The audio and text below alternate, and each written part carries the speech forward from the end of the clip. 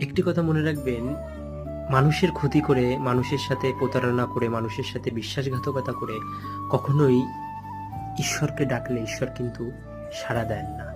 সেই ডাক শোনেন না। আপনি যদি ভালোভাবে হাজার টাকা খরচ করে করে ঈশ্বরকে ডাকেন বা ঈশ্বরকে অতিরিক্ত পূজা অর্চনা করেন, তবুও কিন্তু ঈশ্বর ডাক শুনবে না। কারণ আপনি তো অন্যের ক্ষতি করেছেন। কারণ কারো ক্ষতি করে নিজে ভালো থাকা যায় না, এবং ঈশ্বর সেই পুজো কখনোই গ্রহণ করে না।